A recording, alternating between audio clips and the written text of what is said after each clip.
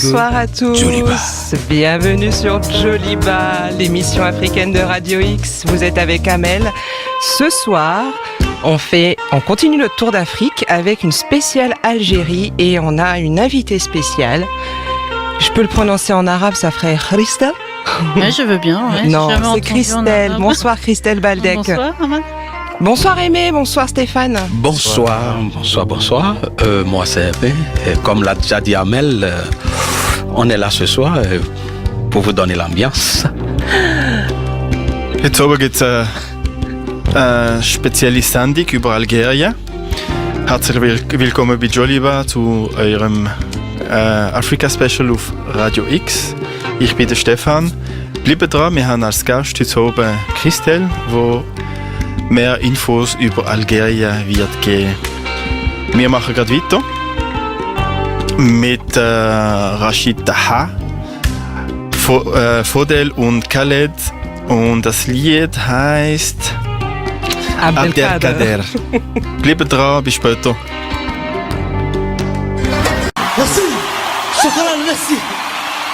Sehr schönes Lied von Rachid Taha, Fodel und Khaled, drei bekannte Sänger aus Algerien mit dem Lied Abdelkader. Nancy ist eingetrudelt inzwischen. Hi Nancy.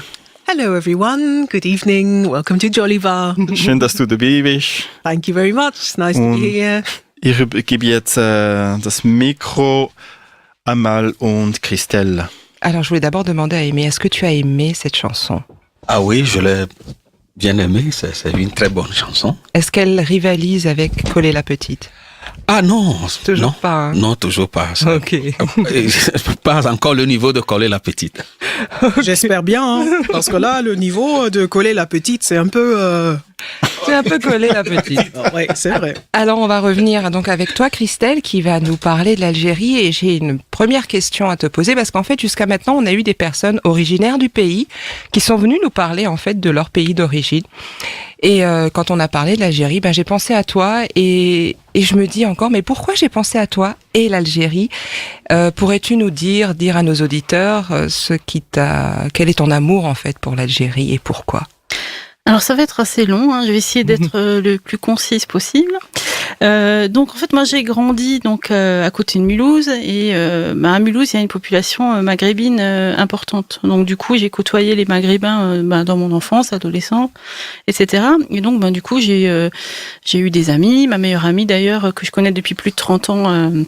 Et d'origine algérienne, donc je suis allée chez eux et en fait j'ai toujours eu depuis petite, c'est plus fort qu'une attirance. Hein, c'est quand je dis en fait il y a vraiment quelque chose à l'intérieur en fait qui fait que j'ai comme ce sentiment en fait qu'on est étroitement liés en fait.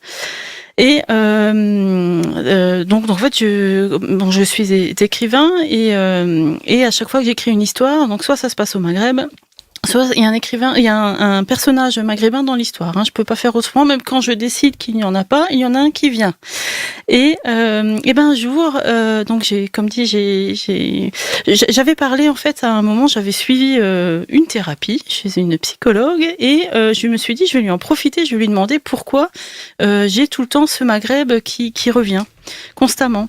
Alors je lui ai demandé, écoutez, est-ce que c'est possible, est-ce que vous croyez aux vies antérieures ? Est-ce qu'il est possible que dans une vie antérieure, j'ai vécu au Maghreb ? Et elle me dit, écoutez, moi je vous dis tout de suite, les vies antérieures, c'est pas mon truc. Je peux vous donner une réponse un peu plus concrète. C'est que je pense que vous trouvez dans cette culture ce que votre culture n'a pas pu ou n'a pas su vous apporter. Ah. Et moi j'ai trouvé cette réponse vraiment très belle et effectivement je pense réellement que j'ai puisé dans cette culture des choses qui me manquaient dans la mienne, notamment en fait l'hospitalité. Je trouve que dans la culture que j'ai eue, l'hospitalité n'était pas présente. Ça en fait partie. Il y a aussi l'esprit de famille. Moi, j'ai eu une famille, une histoire un peu compliquée. Et chez les Maghrébins, en fait, il y a chez les Maghrébins et les Africains en général, c'est le sentiment que j'ai. Il y a un esprit de famille qui est vraiment très fort et qui me manquait. Donc il y a ces choses-là. Et un jour, j'ai eu l'opportunité en fait d'être invitée en Algérie pour un livre que j'avais écrit qui s'appelle Sujet tabou et qui relate en partie la guerre d'Algérie. Donc j'ai été invitée là-bas. Dans quelle ville tu étais ? Alors moi j'étais dans la capitale à Alger et en Kabylie. Ah, super. Donc pendant une semaine. Et là, en fait, ça a été un véritable choc pour moi parce que c'est vraiment un voyage. Il y a des voyages, en fait, qui vous marquent. Vraiment. Moi, c'est un voyage qui m'a vraiment marqué et qui m'a apporté énormément de confiance en moi. Et donc, du coup, ce lien est devenu encore plus fort. Et c'est un pays que j'ai envie de défendre. Ce sont des gens que j'ai envie de défendre. Non pas parce que je pense qu'ils sont meilleurs que les autres, pas du tout. Je veux dire, il y a des gens bien et des gens moins bien dans tous les pays.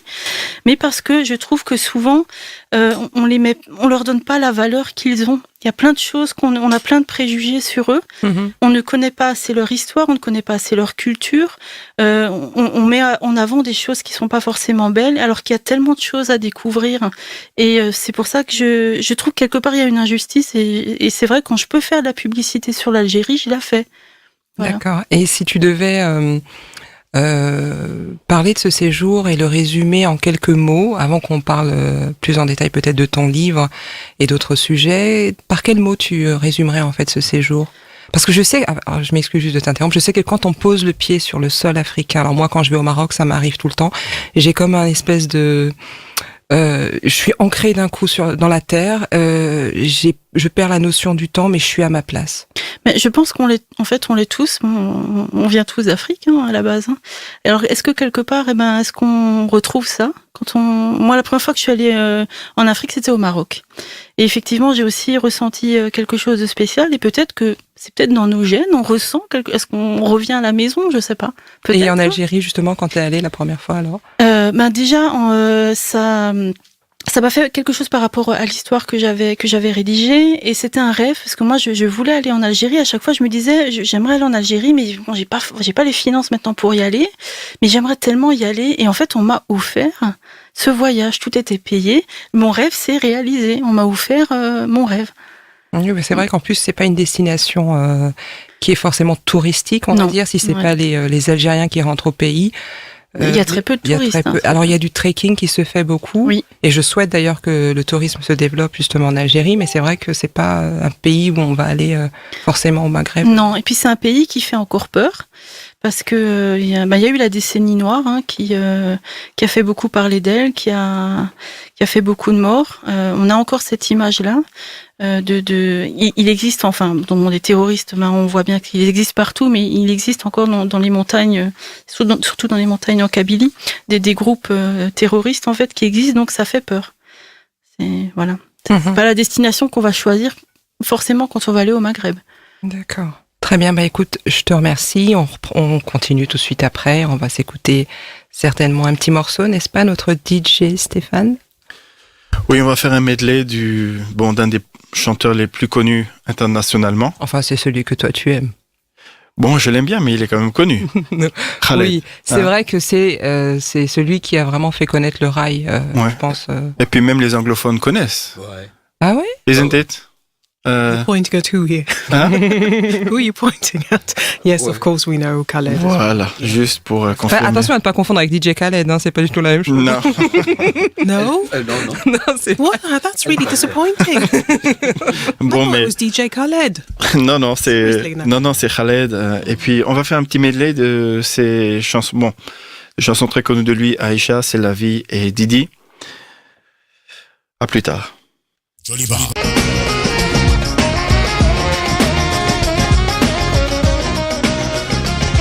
Wir haben gerade ein Medley gehört von Khaled, einer der bekanntesten algerischen Sänger. Und jetzt The News.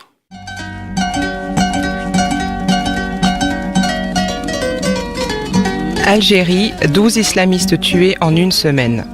Les forces de sécurité algériennes ont abattu hier un islamiste armé à l'est d'Alger, portant à 12 le nombre de terroristes tués en Algérie en une semaine, a annoncé le ministère de la Défense. L'islamiste a été tué au cours d'une opération menée par l'armée dans la commune de Tadmaït, à 80 km à l'est de la capitale. 2 jours après, une opération similaire dans la même zone s'est soldée par la mort de 3 autres terroristes, a indiqué le ministère sur son site web. En Algérie, le mot terroriste désigne les islamistes armés qui sévissent dans le pays depuis le début des années 1990. Le ministère de la Défense a par ailleurs affirmé qu'un terroriste a été éliminé dimanche à El Oued, près de la frontière sud avec la Tunisie, 6 terroristes ont été déjà tués depuis le 21 mars dans cette zone du Sahara algérien. Une Kalachnikov et une quantité de munitions ont été saisies lors de cette opération. Et mercredi dernier, à Maaktas, dans la région de Tizi Ouzou, à l'est d'Alger, la police a tué un terroriste portant une ceinture d'explosifs. En 2015, l'armée algérienne a tué ou arrêté plus de 150 terroristes selon un bilan du ministère de la Défense. Malgré l'adoption en 2005 d'une charte pour la paix et la réconciliation qui a permis de tourner la page de la guerre civile faisant plus de 200 000 morts, des groupes armés islamistes restent actifs en Algérie où ils visent principalement les forces de sécurité. Joliba, ça fait plaisir. L'émission africaine sur Radio X. African music, culture and news. Join us every Tuesday from 8 to 9 p.m. Chaque mardi de 20h à 21h. Jeden Dienstagabend von 8 bis 9 on 94.5. Joliba, your weekly African show here on Radio X. Joliba. Si vous reprenez l'antenne, nous sommes sur Joliba 94.5 sur Radio X et nous sommes en compagnie de Christelle Baldec, un auteur qui a écrit sur un roman en fait sur l'Algérie ou l'histoire de l'Algérie et de la France. C'est ça, Christelle ? Alors c'est un roman lié en partie à la guerre d'Algérie. D'accord. Ouais. Et donc tu nous disais que tu étais donc partie en Algérie. Tu as été invitée pour le salon. Le festival international attendez, je raconte pas de bêtises, ça s'appelle le FELIV. Alors la définition exacte, je sais juste qu'il y a Festival international de littérature et du livre de jeunesse, je crois, d'Alger. Et donc c'était un super séjour puisque tu as été reçue comme... j'ai été reçue comme une reine. Je peux pas dire autrement. C'était vraiment... et quand je disais avant que ça avait marqué ma vie et que ça m'a donné énormément confiance, c'est que souvent en fait dans les salons du livre en France, quand vous n'êtes pas un auteur connu, on vous met un peu de côté, quoi. Forcément, c'est pas vous qui faites venir le monde. Alors qu'en Algérie, j'ai eu exactement le même traitement que des grands écrivains de tout pays, des États-Unis, d'Iran, etc. Exactement le même traitement. En fait, ils s'en fichaient que j'ai vendu 200 000 livres ou deux. En fait, c'était le livre leur avait plu, l'intéressait, voilà, donc vous êtes là. Et en fait, c'était vraiment, l'humanité telle que je la vois, parce que on est vraiment tous égaux. C'est comme ça que moi je vois les choses. Et du coup, on me traitait de la même façon que moi j'aurais traité les gens. Donc c'est un des traits dont tu parlais avant, cette fameuse hospitalité propre au pays, mais qui est propre à l'Afrique en général. Oui, exactement. Oui. Et c'est ce qui t'a marqué beaucoup en Algérie. Moi, ça m'a énormément marqué. Oui. Alors oui. Moi, je voudrais demander, le livre parlait de quoi, le premier livre que tu as écrit? Le tout premier ou celui pour lequel j'ai été invitée? Celui pour lequel tu as été invité à Alger. Alors en fait, vous voulez que je vous raconte un peu l'histoire ou? Bon, en grosso modo, en quelques lignes. En fait, c'est l'histoire d'une jeune fille en France en fait c'est une fille unique qui a des liens très forts avec son papa. Et un jour, cette fille subit un viol. Et à partir de ce viol, elle ne sait pas qui l'a violée, il faisait nuit. À partir de ce moment, les relations avec son père sont complètement rompues. Son père ne lui parle pas, elle ne sait pas pourquoi, elle ne comprend pas. Et en fait, il y a un froid. À un moment, elle part même de la maison et décide de ne plus rentrer parce qu'elle se dit, de toute façon, il s'intéresse plus à moi. Et quelques jours avant sa mort, elle découvre que son père a fait la guerre d'Algérie. Elle va découvrir dans la cave de la maison des cahiers qu'il a écrits.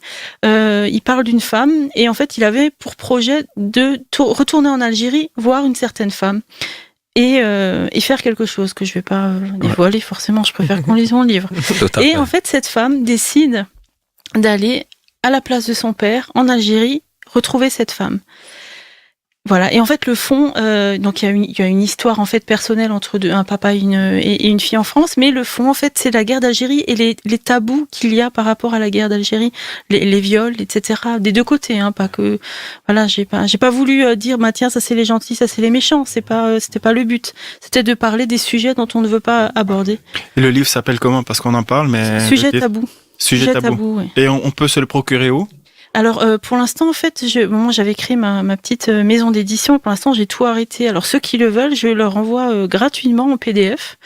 J'ai décidé en fait que maintenant en fait mes livres allaient être j'ai envie qu'on me lise, en fait, c'est ma priorité. J'ai pas envie de devenir millionnaire avec mes livres, j'ai envie d'être lu. Donc je me suis dit, si j'ai envie d'être lu, je vais les mettre sur Internet. Okay, les gens vont pouvoir... On peut le mettre sur notre face Facebook, peut-être. Sur notre face. Ah, mais ça, c'est gentil, ouais. Je veux bien vous l'envoyer. Sur notre... oui. Mais de toute manière, oui, on invite les auditeurs à interagir comme ils le font déjà sur la page, à nous envoyer des messages d'ailleurs, et puis on fera suivre sans souci, quoi. Donc, pour en revenir justement à ce séjour, donc ces 3 petits mots ou 2 petits mots pour résumer un peu. Alors, le premier, ça sera... Hormis l'hospitalité. Hein. Ouais, alors l'hospitalité, on en a parlé. Alors, si j'en ai encore 2, ce sera le partage. Parce que j'ai pu assister à une rencontre en fait entre d'anciens militaires, enfin d'anciens combattants, c'était pas des militaires, d'anciens combattants algériens et d'anciens appelés français qui se sont retrouvés et franchement j'en avais des larmes aux yeux et des frissons parce que je me suis dit mais tu te rends compte 50 ans avant ils se battaient alors que là ils sont en train de boire un café ensemble quoi hein. Comme quoi des fois on est vraiment c'est dingue quoi et en fait il y avait justement énormément de partage et alors il y a eu un truc qui s'est passé qui était hallucinant, c'est qu'un des appelés français a dit ah mais moi j'étais dans votre village, j'étais à cet endroit telle et telle date et en fait il s'avère que le combattant algérien avait tenté une embuscade contre la compagnie dans lequel était ce jeune homme. C'est quand même dingue, hein.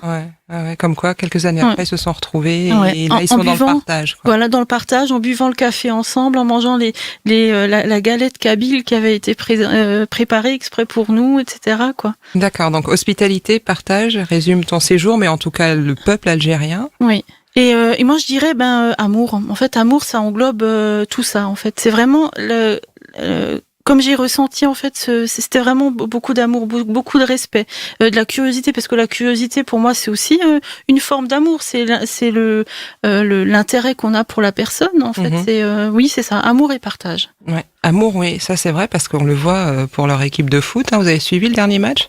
Et il y en a un là, hein, l'équipe algérienne. Très, très, très, beaucoup de supporters, beaucoup de fans, et ils aiment vraiment. Ils aiment le foot, ouais, vraiment. Oui. Et ça va au-delà finalement même c'est pas juste le fait de marquer, de gagner, mais on sent qu'ils aiment leur équipe, quoi. Alors t'étais à Alger, mais t'étais encore où ailleurs en Algérie? En Kabylie. En Kabylie. En Kabylie, ouais. Ah là là, vas-y. Alors, en plus, la Kabylie, il y a quelque chose de spécial, parce que moi, je suis très, alors, je sais pas si on peut utiliser ce mot pour une région, je suis très chauvine par rapport à ma région Alsace. Et en fait, j'ai trouvé énormément de points communs par rapport à la Kabylie. Alors, la Kabylie, c'est un peuple berbère, donc, qui était à l'origine avant les invasions arabes. Et en fait, en Kabylie, il y a une langue, c'est une langue berbère. Il y a une écriture aussi qui est spécifique à tout le Maghreb. Je crois que que je raconte pas de bêtises, c'est le tamazir. Et c'est une langue qu'on va retrouver aussi en écriture chez les Touaregs. Ouais. Alors il y a des ronds. Alors, quand on voit ces écritures la première fois, on est surpris. Il y a des ronds, il y a des cercles, il y a des triangles. On se dit tiens, c'est original comme. Et en fait, eux, c'est vrai qu'ils ont envie qu'on reconnaisse. Ils ont une identité vraiment très très forte, et ils ont envie qu'on la reconnaisse en fait. Voilà. Ouais. Et en fait, ça m'a beaucoup touchée. J'ai trouvé beaucoup de similitudes avec l'Alsace. Il faut dire que la Kabylie est une région justement historique, comme on peut dire, et puis ethno-linguistique. Berbère située dans le nord de l'Algérie. Oui. Et à l'est d'Alger. C'est ça. Juste pour que les auditeurs puissent se situer. Et puis elle est très montagneuse. Oui, très. Et d'ailleurs, c'est de superbes montagnes. Très beau paysage. Très jolies, Très beau paysage. Et puis, d'après mes recherches, elle est entourée de plaines littorales à l'ouest et à l'est, au nord par la Méditerranée, et au sud par les hauts plateaux. Exactement, juste pour que les gens puissent s'imaginer un peu. Mais je crois que il faut le voir pour voir la beauté de cette région, probablement. Franchement, bon, moi, en plus, j'adore la montagne. Ouais. Donc, franchement, c'était magnifique. Hein. J'ai pris des photos, mais sur les photos, ça ressort jamais comme la réalité. Non, il faut y aller pour le voir. Pour le voir, mais on va surtout l'écouter, la Kabylie, n'est-ce pas, Stéphane? Oui, exactement, avec Idir. Idir, qui est un... Waouh! Qui ne connaît pas Idir? Moi, je connaissais pas. Ah bon? Avant. Honte à toi. Et puis, très belle chanson, en tout cas. Ouais, cette chanson, elle a plus de 40 ans, hein, l'année de notre naissance, Christelle. En plus, ouais. Elle a été diffusée dans 77 pays et traduite en 15 langues. Wow. Et elle veut dire, c'est une chanson, c'est une berceuse à l'origine, hein, à mon papa, Avava Inuva.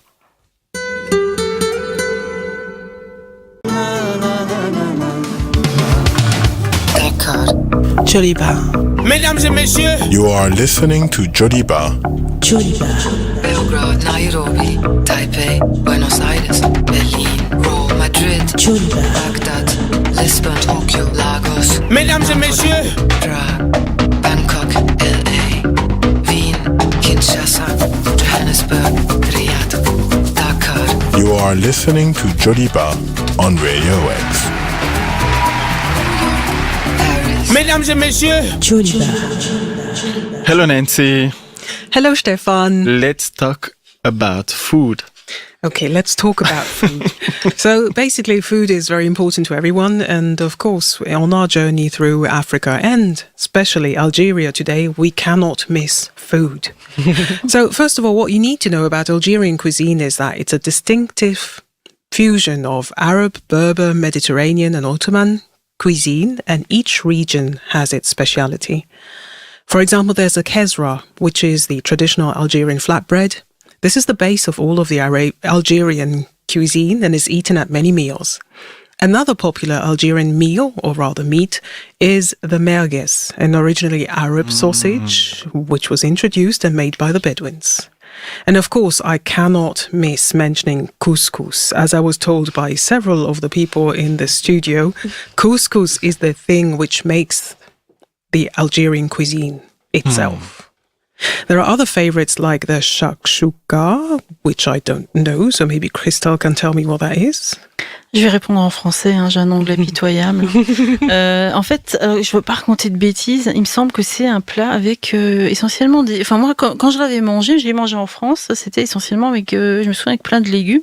Ouais, la chouchoura, c'est une espèce de pâte avec des en forme de boule.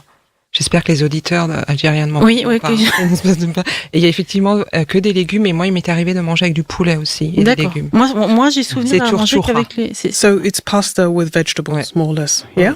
Oh, it's roundish type of pasta with vegetables, okay. And the next one would be the carantita. Je ne connais pas. Okay, we will skip that. Marc Bellassat, which... Okay, sorry about that. This is a speciality for Tlemcen. Tlemcen. And what as well is used are spices like dried red chilies, caraway, Arabian ras el hanout, black pepper, and cumin, among others. Algerians also use tagines, which are basically pots with on clay, where the entire food is actually put in raw, and it's cooked with a steam. It's quite interesting to do. You never know if it will actually work or if the tagine will break, which happened to a friend of mine. But anyway, it's definitely something which they like doing, which is cooking in clay vessels, much like the other Maghreb states. Algerian cuisine represents the region north of the Sahara Desert and the west of the Nile. The Algerian chefs also take a lot of pride in cooking skills and methods, and their many secrets lie in the variety of ways they mix special spices. There are many different types of Algerian salads as well, which are influenced by the French and Turkish, which may include beetroot or anchovies. There are also dishes of Spanish origin in Algeria, like gazpacho or anais, an Algerian version of a manchego dish. Now to the most important part, which is desserts and drinks. So sweets like seasonal fruits are typically served at the end of meals. Common pastries include makroud, nougat and baklava. Makroud? Miam, makroud, oui. Ça, tu peux pas aller en Algérie et ne pas manger des makroud. Tu ne peux pas aller chez une famille algérienne et ne pas manger de makroud. So what's in it? Ça, c'est une pâtisserie à base de dattes. C'est ça, hein? De pâte de dattes. Pâte de dattes. Ouais. C'est 5 minutes dans la bouche et 5 ans sur les hanches. En forme j'ai pas mangé encore ce soir, j'ai faim. So you mentioned it was in form of, so it's dates puree in a way? Oui, avec donc une pâte de semoule, hein, je crois. Autour c'est de la semoule et c'est en forme de, généralement en forme de, ça ressemble un peu à des losanges. So it looks a bit like lozenges. There's some kind of dough around it with a filling of dates, which kind of sounds really delicious right now. They also eat halva, which are cookies which are eaten during the month of Ramadan, and some pastries are prepared for special occasions, like for the Eid al-Fitr and weddings. I'm not really sure if I did pronounce that correctly. Si, très bien. Bon, moi je le prononce à la française. Hein. Okay, what would that be? Eid al-Fitr, c'est la fin du Ramadan. So the sugar festival, in a way. That's what they call it in English. The last day when everyone celebrates. Mm-hmm. Yeah. Last time when I was in Ghana, it was the end of Ramadan. And actually, what was really nice to understand or to hear there was during the news, the newscaster kind of wished all the Muslim brothers and sisters a lovely sugar festival, which is actually really nice. One thing to mention as well is mint tea, which is generally drunk in the morning and for ceremonies with pastries. Algerians also like their heavy coffee and Turkish coffee, and it's also drunk with some Turkish-influenced pastries, or eaten rather, such as baklava. Fruit and juice and soft drinks are very common and often drunk daily. Alcohol is not really a big topic there. Of course, it is forbidden for the Muslim population. However, there is some secular activity who wants to start producing wine again, which used to happen during the African colonization. Not the African, French colonization. That's all there is about food and drinks from Algeria. Oui. And we shall... Oui, donc les merguez, c'est vraiment algérien. Mais pourquoi tu me demandes ça? Non, parce que je crois que... Moi, je suis d'origine marocaine et je n'aime pas les merguez. Elle a juste... Moi, je sais j'adore. pas, tu as parlé de la shorba? Non, la shorba. La shorba, ça c'est what's la in it? soupe qu'il faut goûter. Après, les merguez, je sais pas. Ok, non, moi je... What's in the soup? Come on. Oh, c'est une soupe à base Mais c'est algérien la shorba ou c'est oui, la shorba, c'est d'accord. algérien. À mon sens, les meilleurs shorba que j'ai bu, c'était chez des Algériens. C'est une soupe à base d'eau. Oh, really? Avec des vermicelles, de la viande hachée. Et après, il y a différentes variantes de shorba, mais elles sont très, très, très délicieuses. En fait, moi, ce que je vous conseille, c'est de vous faire inviter pendant le Ramadan chez des familles d'origine musulmane, de confession musulmane, marocaine ou algérienne, pour goûter, justement. But in the evening? Oui, bien sûr. Because during the day, you'll be sitting there with your glass. No, you won't even get a glass of water. So, I think Stefan wanted to tell us something more? No, actually, I am supposed to talk, so we shall continue with a piece of music by Souad Massi. Souad Massi is an Algerian singer, songwriter, and guitarist. She began her career performing in the Kabyle political rock band Atakor before leaving the country following a series of death threats.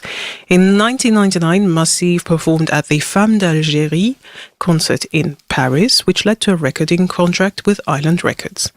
Massi's music, which prominently features the acoustic guitar, displays Western musical style influences such as rock, country, or the Portuguese fado, but sometimes incorporates Oriental musical influences and Oriental instruments like the oud, as well as African music styles. Massi sings in classical Arab, Algerian Arabic, French, occasionally in English, and in the Berber language Kabyle, often employing more than one language in the same song. Now, Stéphane, which piece are we listening to? Alors justement, on va écouter Stéphane, oui, un morceau qui s'appelle Faya Laya, et je tenais juste à préciser aux auditeurs que c'est en fait l'histoire du conte de Roméo et Juliette version arabe. Ah. Très très belle chanson, vraiment écoutez-la. Alors, sortez les mouchoirs. Oui. Très belle chanson de Souad Massi avec Faya Laila. Alors on commence notre quiz habituel sur l'Algérie, sur un fond de Souad Massi. Alors, la capitale? Alger. D'accord. Elle ne partage pas ses frontières avec le Ghana, la Gambie, le Maroc ou la Tunisie? La Gambie. Mais tu as raison, Nancy. Ben oui. D'accord. Attends, est-ce que tu mets les points déjà là parce que... alors on attend. Là, moi, c'était 5. Hein. Bon, alors, y a en fait, on gagne pas un voyage en Algérie si on réussit. C'est ça. Oui. Stéphane va mais... Alors. Et après, il y a C et Nancy. Ok, alors, on a Christelle un point et... C'est qui a dit et la moi, Gambie? J'ai dit le Ghana. Moi, j'ai dit Gambie. Écoute, okay. Là, le Ghana, ça marche aussi. Alors moi, j'en ai besoin. Plus long cours d'eau du pays, Chelif, Rouzizi, le Rhin? Je dirais le Rhin. Rouzizi. Non. Le Rhin? Non, Chelif. Ah ouais, alors. Sa superficie est de à peu près 9 millions, 5 millions ou 2 millions de kilomètres carrés. 5 millions. Non, ça serait 2 381 et des poussières. Aucun point. Alors, peut-être plus facile. Par rapport à la France, la superficie de l'Algérie est plus ou moins 2 fois plus grande, plus ou moins 4 fois plus grande ou plus ou moins identique. Identique, c'est 4 fois plus grande. 2 fois. Non, 4 fois plus grande. Christelle, 2 points. Mais sa localisation, pas de discussion, on n'a pas le temps. Sa localisation, Afrique centrale, Afrique occidentale, Afrique du Nord. Amel, super. Elle partage en commun 463 km de ses frontières avec la... Tunisie. Non. Mauritanie, Libye ou Tunisie? Libye. Non, c'est bon. Aucun point. La Mauritanie. Elle possède le massif de Rwenzori, l'Atlas ou Canaries? Rwenzori. Atlas, Aimé. C'était Atlas. J'ai soufflé, ça. Où c'est clair. Alger est-elle située? Dans le centre du pays, le long de la mer Méditerranée ou dans le sud du pays? Le long de la Méditerranée. Ouais. Oui, très bien. Alors, Aimé et Christelle. Où se trouve la Kabylie? Dans le nord, dans le sud? Le nord. Oui. Et moi, j'ai dit aussi. Hein. Oui, mais je t'entends pas, oui, Nancy. Il faut parler plus fort. Hey, c'est français. Est-ce que tu pourrais faire le truc en anglais? Moi, je gagnerais. Là, je suis toujours en train de traduire. Quelle ville connue se trouve près de la région montagneuse du Hogar? Ça serait Saïda, Tamanrasset ou Fès? C'est Tamanrasset. Oui, très bien, Nancy. Oui, Premier merci. point pour Nancy. Non, c'est le deuxième. Là, le gars, ça marchait aussi. Oui, mais non, mais c'était pas dans les réponses. Bon, d'accord, allez, de toute manière. Merci. Environ combien d'habitants à l'Algérie? 20 millions, 40 millions, 15 millions? 15 millions. 20. Moi, je dirais 40, mais... 20. Nancy, tu dis quoi? 20. Non, c'est 40 millions. Bon, c'était de la près, j'étais pas sûre. Wow. Ok. À quelle date l'Algérie choisit par référendum l'indépendance? 62. Oui, et la date exacte, là tu as 4 points, je te donne. C'est... je vais avoir des problèmes. Ok, bon, 62 c'est déjà bon, oui, le 1er juillet. Très bien, Mal. C'était le 4, moi je croyais que c'était le 4 juillet. Non, c'est le 4 juillet, c'est la France. Et puis on arrive à la fin de notre quiz, alors le résultat c'est... Amal, 4 points. Merci. C'est possible? Oui. Ok, Aimé, 2 points. Christelle, 4 points et Nancy, 2 points. Oui, mais moi, je suis pas francophone, alors là, j'aurais besoin. Alors tu as 3 points. Je te donne un point. Voilà. C'est gentil. Mais quand même, ça veut dire que notre invité a gagné. So, congratulations to Christelle. She won the French quiz. Ok, alors on est arrivé à la fin de notre émission. Et alors, on va passer un tout petit jingle. Djoliba. Et oui, on est arrivé à la fin de notre émission. Merci d'avoir écouté. À la semaine prochaine. C'était Stéphane. Eh oui, voilà, l'émission est terminée. Alors moi, je vais faire un petit coucou à tous les Algériens qui nous écoutent parce que je sais qu'ils ont interagi sur Facebook. Je fais un bisou à Rim, à d'autres personnes qui se reconnaîtront comme Yasmina qui aurait dû venir. Oui, et qui voilà. Je crois qu'elle écoute. Elle écoute. Je voulais remercier Christelle d'être venue, nous avoir partagé avec nous son ressenti ou plutôt son vécu sur l'Algérie. Je fais un gros bisou à tous les auditeurs et je vous dis à la semaine prochaine. À toi, Christelle. Alors moi, je vous invite en fait à vraiment découvrir l'Algérie autrement, notamment grâce à Internet. Vous pouvez découvrir les films, découvrir des auteurs, plein d'artistes. Et je voulais aussi, si c'était possible, faire un gros coucou à mes amis algériens de France, mais aussi des amis de l'autre côté de la Méditerranée, en fait, pour qui j'ai énormément d'affection. Christelle, est-ce que tu aurais des livres à nous recommander d'écrivains algériens? Alors j'ai le premier, en fait, ça va être Yasmina Khadra, qui est, je pense, peut-être le plus connu actuellement. Sinon, j'ai des auteurs en fait qui me tiennent à cœur parce que je les connais personnellement, que je vous invite à découvrir. C'est Laïd Douane, Moussa Tertag, Rachid Mokhtari.